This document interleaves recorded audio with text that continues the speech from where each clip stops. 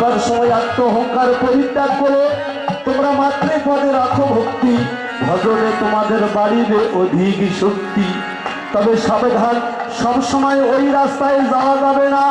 কোন সময় যেতে হয় জানো? মা যদি নহি পুন বসনে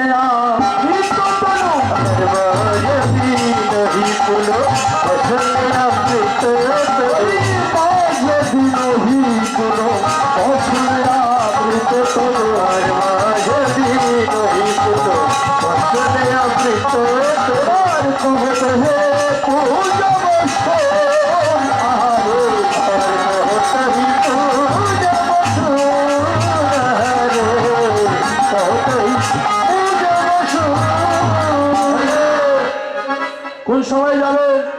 ভজন সাধনের সময়, জীবনের মাঝামাঝি সময়। তার মানে প্রকৃতির সূর্যের মধ্যাহ্ন বেলা না, তোমাদের এই জীবনে আয়ু বেলার মধ্যাহ্ন বেলা, শিশুকালে নয়, বৃদ্ধকালে নয়, মাঝামাঝি যখন যৌবন সময়, সেই যৌবন বেলা হচ্ছে মা যদি নহি পুনঃ, মাঝামাঝি সময়। এই সময় তোমাদের ভজনের সময়, অন্য কোনো সময় নয়। তোমরা যদি অবহেলা করে ওই সময়টা হেলায় হেলায় কাটিয়ে দাও, সময় গেলে তোমাদের অবেলায় গিয়ে আর কোনোদিন সাধন হবে না। তাহলে কি বললাম? মা যদি নহি পুনঃ বসনে আবৃত তনু।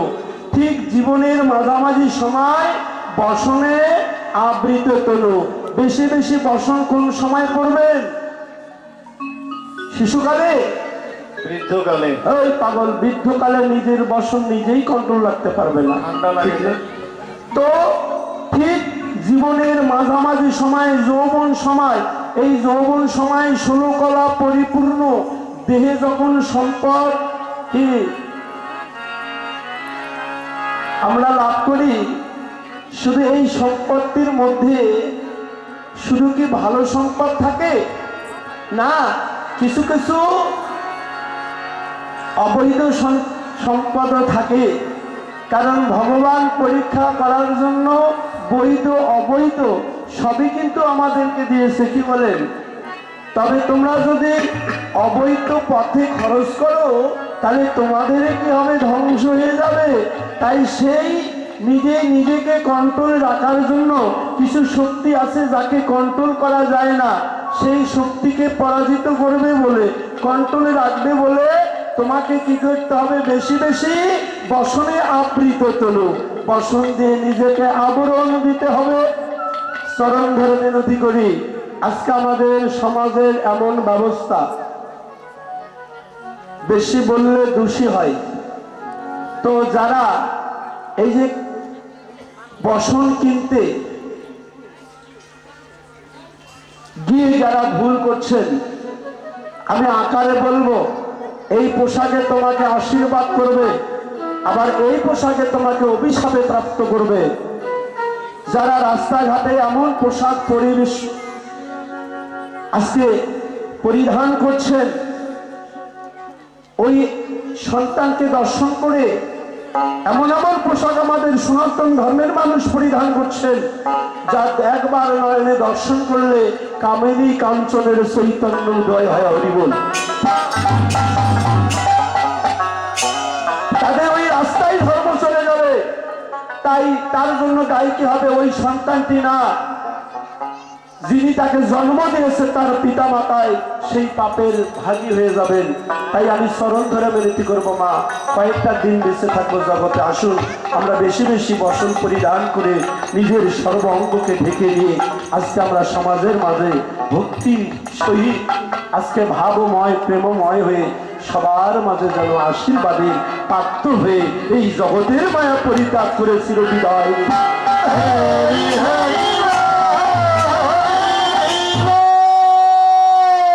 তাহলে যাই হোক, এই যে কহ তহি পূজব সুর, সুর মানে কি?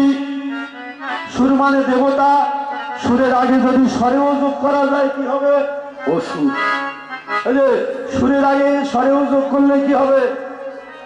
তাহলে যে সুর মানে দেবতা বা দেবী, সুরের আগে স্বরেও যোগ করলে ওই যে দেবীর নিচে অসুর, তাহলে যেখানে সুর সেখানে অসুর, যেখানে দেব দেবী থাকে সেখানে অসুরও থাকে।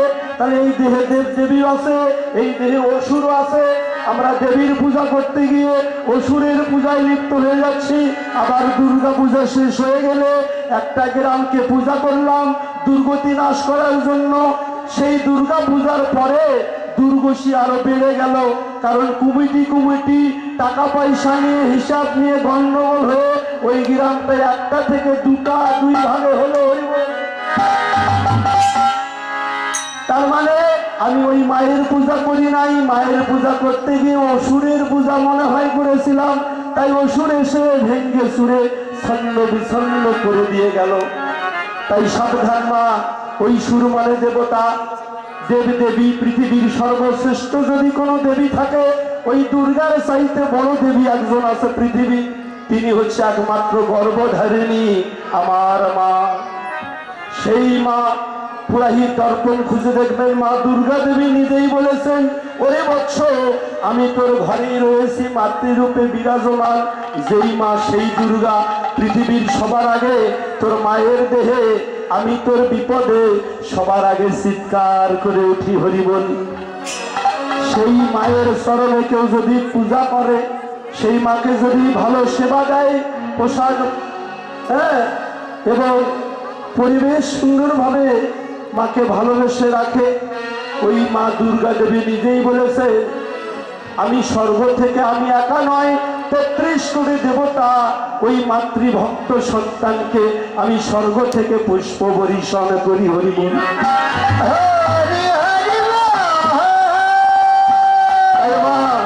যারা মাকে সেবা দেবেন তারাই মাকে সঙ্গে নিয়ে মা দেবীর পূজা করবেন।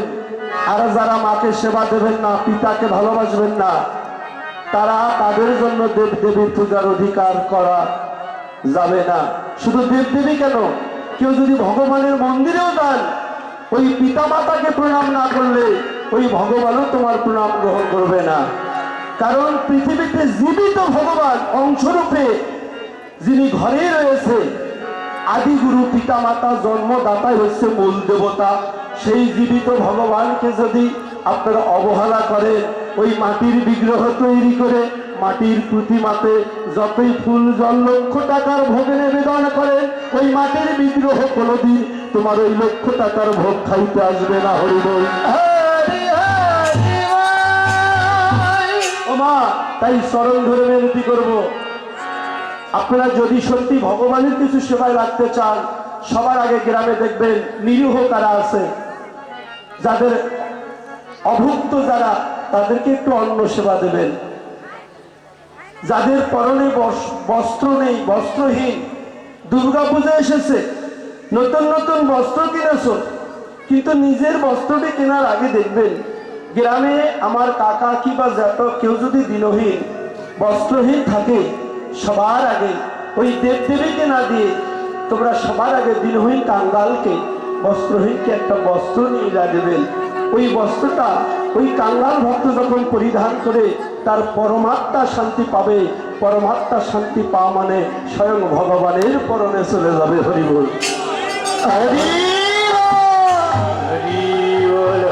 তাই এমনি করে যদি আজকে আমরা সমাজ ব্যবস্থা এমন করতাম, জাগতিক জগতে আমাদের কারোর সঙ্গে দলাদলি হতো না, কারোর সঙ্গে হিংসা বিদ্বেষ থাকতো না। তাই এমনি করে এবার কহতই পূজব সুর। সুর মানে দেবতা, কোন দেবতা? সূর্য দেবতা। এবার একটি কথা বলেছিলাম, আপনাদের স্মরণ আছে, যে সূর্য পূজা করলে স্বামীর কি হবে বলেছিলাম? মৃত্যু হবে, অমঙ্গল হবে, অসুখ হবে। আরো বলেছিলাম সূর্য পূজা করলে স্বামীর মৃত্যু হবে না। সেটা কি বলবো? আপনারা সেইভাবে পূজা করবেন তো? স্বামীর মঙ্গল চান না অমঙ্গল চান? যারা মৃত্যু চান তারা এইভাবে করবেন না। আর যারা স্বামীকে বাঁচাতে চান, যে স্বামীর আগে যেন আমি শাখা আর সেজন্য নিয়ে জগৎ থেকে যেতে পারি, তাদের জন্য বলছি আপনারা আগে শ্রী গুরুর চরণ আশ্রয় করবেন। আমি প্রকাশ্যে বলবো না, সব কথা সব জায়গায় বলা যায় না। আপনো ভজন কথা না কইবে শত যত কথা আপন আপনি সাবধান। এবার রজ পূজা, এই সূর্যের পূজা যদি করতে পারো স্বামী অমরত্ব লাভ করবে। কিভাবে? সুতে সুন্দর, সুশব্দে সুন্দর, রজ থেকে হয় রতি, পু শব্দের অর্থ পূর্ণরূপে, যার শব্দের অর্থ জানা। যারা সুন্দর রতিকে শ্রী গুরুর চরণ আশ্রয় করে পূর্ণরূপে জানতে পেরে ভালোবেসে যারা রক্ষা করিতে পারে, তাদের সূর্য রজর প্রতি পূজা করে পরম প্রতি লাভ করে। শুধু এ জন্মে নয়, জন্ম জন্মান্তরে সেই প্রতীকে কোনোদিন হারাতে হবে না।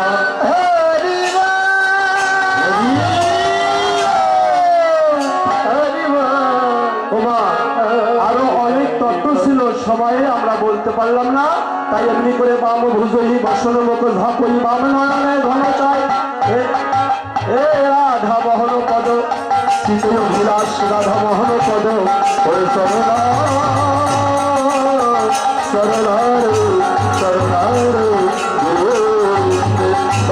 সকল বছর বছর প্রেমা সিন্ধু ভয় বছর ওদের তারা পাবন ঘোর অনন্ত গুরু সাধু গুরু কৃষ্ণ কৃষ্ণ